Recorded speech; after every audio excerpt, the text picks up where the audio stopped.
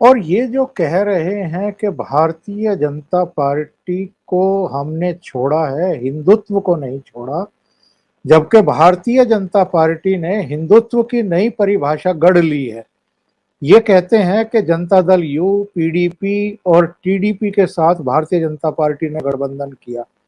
तो हमने अगर कांग्रेस और शिव से एनसीपी के साथ गठबंधन किया है, तो हम पर ये हिंदुत्व छोड़ने का आरोप क्यों लगाते हैं?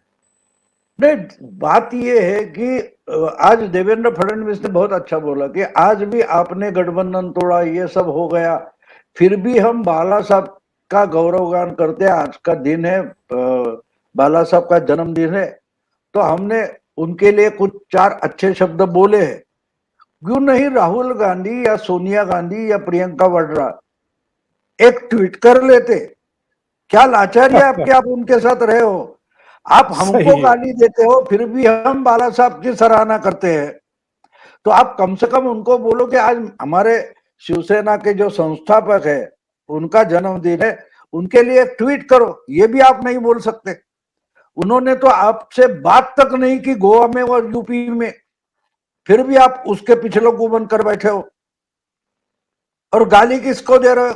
बीजेपी को दे रहे हो। इसका मतलब बीजेपी बिल्कुल साफ सुथरी पार्टी है, बहुत ईमानदार पार्टी है, ऐसा मैं बिल्कुल नहीं मानता।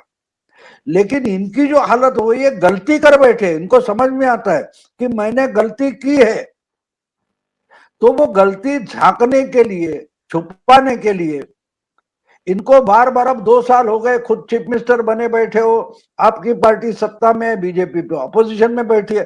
तो इसको मुझे एक आप ओमकार जी एक मुझे बताइए कि जी। गुजरात में आज अपोजिशन लीडर कौन है? आप बता सकते हो मुझे नाम उसका?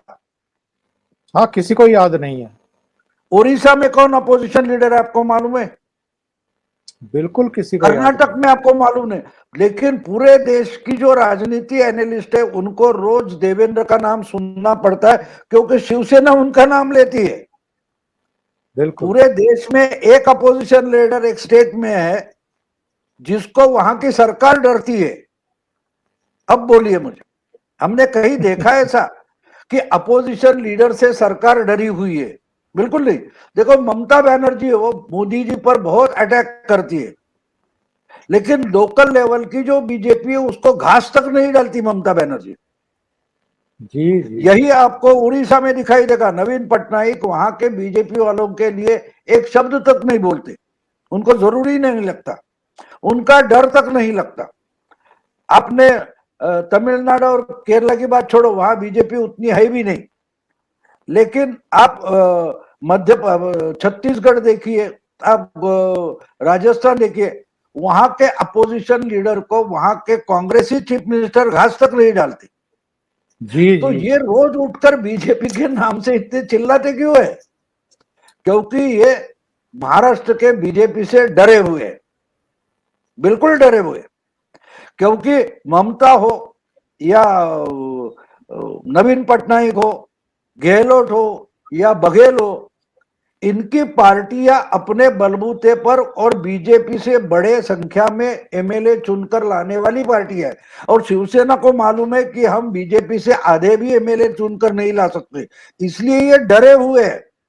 आज ये चीफ जी मिनिस्टर बने बैठे, और जो कल परसों छोटे कुछ नगर पंचायत के चुनाव हो गए, उसमें भी बीजेपी 1 नंबर है और शिवसेना 4 नंबर पर है। तो आप समझते हो कि गुस्सा आप निकाल रहे हो, क्योंकि आप अपने निकम्मेपन का गुस्सा निकाल रहे हो, आप खुद पर गुस्सा निकाल रहे हो, लेकिन नाम दे बीजेपी का ले रहे हो।